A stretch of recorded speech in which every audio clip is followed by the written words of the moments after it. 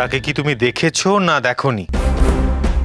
কেউ যদি জিজ্ঞেস করে না, খবরদার বলবি না যে আমি তোকে তীর মেরেছি। বললে কিন্তু তোর কপালে দুঃখ আছে। এখন আমি কি করব? ভাবি রাজার নামে অভিযোগ জানাবো কি করে?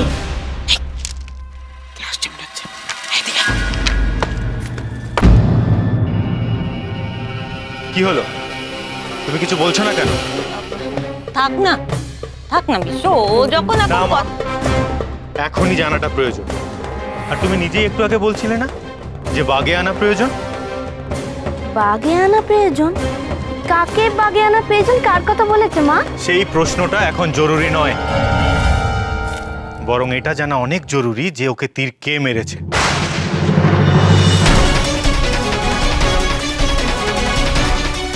তুমি বলো, তোমার কোনো ভয় নেই। তোমার উত্তর যাই হোক না কেন, আমি তাতে একটুও রাগ করবো না। ওকে বলে দেবে নাকি? তুমি তাকে দেখেছো, তাই তো? আমার বিশ্বাস তুমি তাকে দেখেছো, কারণ তা না হলে তুমি এতক্ষণে বলে দিতে যে তুমি কাউকে দেখোনি।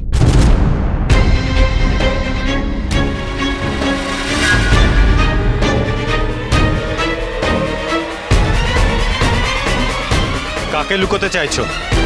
তার নাম বলো। ওরে বাবা রে! হাই, এভাবে ছুটতে ছুটতে কোথায় যাচ্ছিস তুই? যেন তোর কোনো দিকে হুঁশ নেই। কিরে, তবে কি চন্দর আগে বাগিয়ে গোপালকে ভয় দেখিয়ে গেছে, যাতে ওর নাম কানা না নেয়? আরে সুকলতা, এবার কি হবে রে? তো গোপাল মুখ খুলতে জানে? গরুমা, আমি জানি গোপালের মুখ কোন চাবি দিয়ে খুলতে হয়। যে কাকে লুকোচ্ছে সেটা আমি জানি না, কিন্তু ও যে মুখ বন্ধ করে রেখেছে সেটা আমি বেশ বুঝতে পারছি।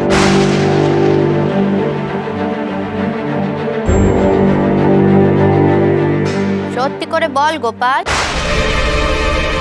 তোকে তোর মায়ের দিব্যি। ছোট বউরা নেই? সর্বনাশ! এরা তো বুঝে যাবে যে সুকলতা গোপালকে চেনে আর গোপাল সুকলতাকে।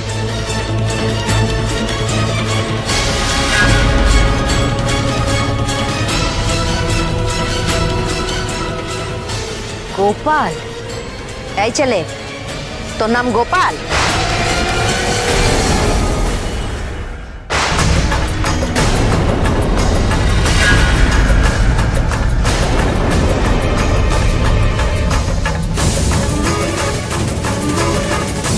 তুমি ওর নাম জানলে কি করে?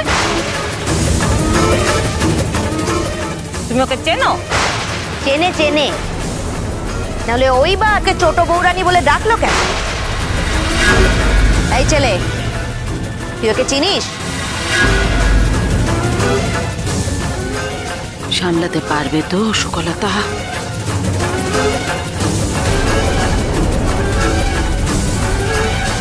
এই কি করলাম আমি? ছোট বউরানী আমায় বারবার বারণ করেছিল আমি যেন কাউকে জানতে না দিই উনি আমাকে চেনেন। আমি কি ভুল করে ফেললাম? সবার সামনে ছোট বউরানী বলে ডেকে ফেললাম যে। কি হবে এখন?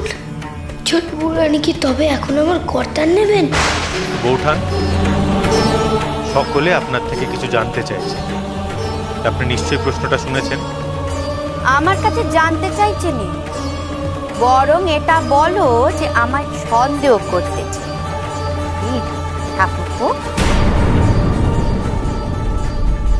কিন্তু আমি এ কথাখানা কিন্তু খুব ভালো করে জানি সন্দেহ কিভাবে দূর করতে হয়।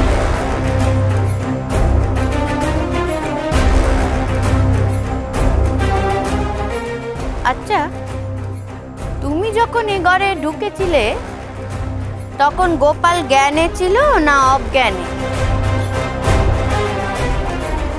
জ্ঞানে, চুপচাপ বসেছিল।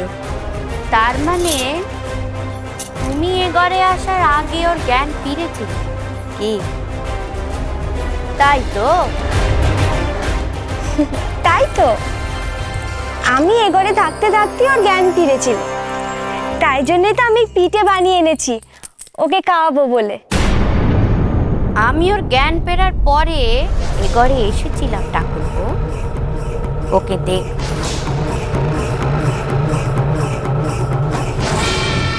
তাই না গোপাল, সত্যি কথাটা বল। আগে হ্যাঁ, তাই তো।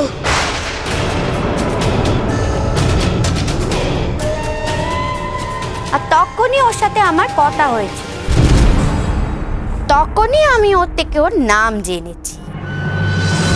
আর এও বলেছে আমি এ বাড়ির ছোট বৌরা,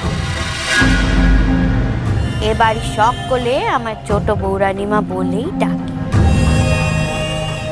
এখন যদি অসুস্থ মানুষের কবর নিতে আসাটা দোষের হয়ে থাকে তাহলে তো, আর যদি তার নাম জানা কেন অপরাধ হয়ে থাকে তাহলে ঠাকুরপো আমায় শাস্তি দিতেই পারে। না না, সে কথা নয় বৌঠান, মাথা গরম করো না। সকলের মনের সন্দেহ দূর হলো।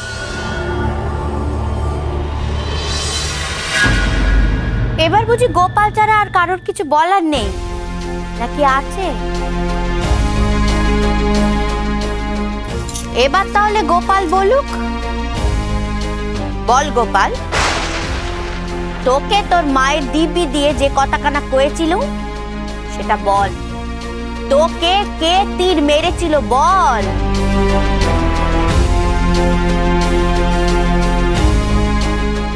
আমায় তীর মেরেছে। কি হলো, থামলে কেন? বলো।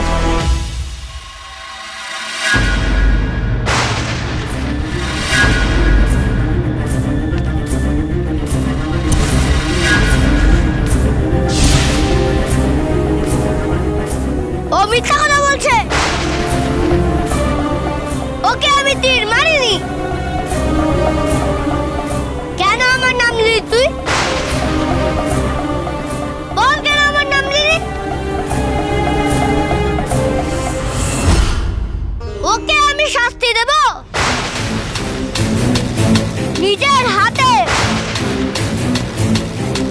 মিথ্যা কথা বলার জন্য।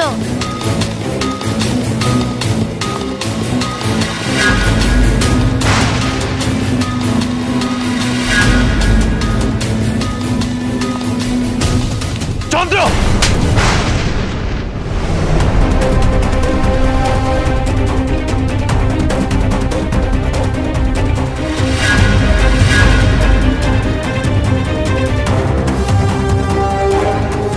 যা হয়েছে সেটা অন্যায় হয়েছে, আর আমার প্রজার সাথে হওয়া কোনো অন্যায়ের সাথে আমি আপোষ করব না।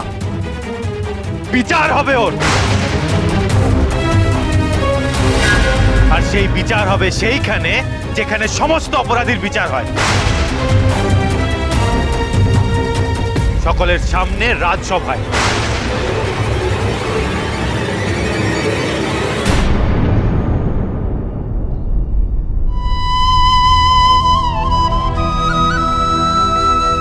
আমার মায়ের নামে ছোট বৌরানীকেও দিব্যি দিলেন কেন?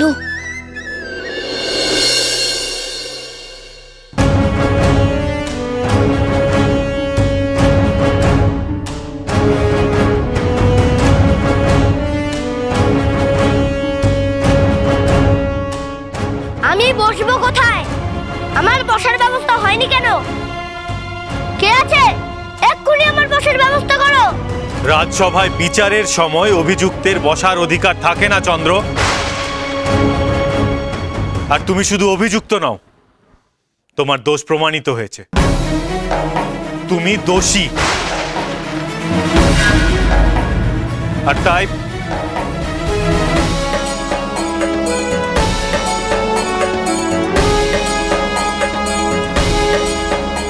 বসো গোপাল।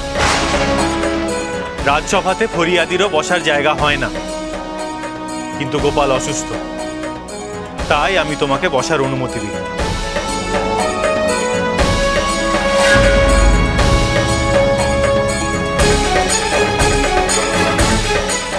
এমন না হলে কি আর মহারাজকে মানায়? রাজসভায় বিচার চলাকালীন আসামি আর পরিয়াদি ছাড়া আর কোনো পরিচয় তাকে নেই তো। যা উচিত তাই করে। মহারাজের ওপর আমাদের বর্ষা প্রবল, নিশ্চিত সঠিক বিচার হবে। দেখেছো মা কেমন মহারাজকে আরো কঠিন হতে বাধ্য করছে। ও নাকি আবার চাঁদের বাড়ি চায়। গোপাল গোপাল গোপাল গোপাল গোপাল গোপাল ভাঁড়। চলো চলো চলো চলো পাল্টাই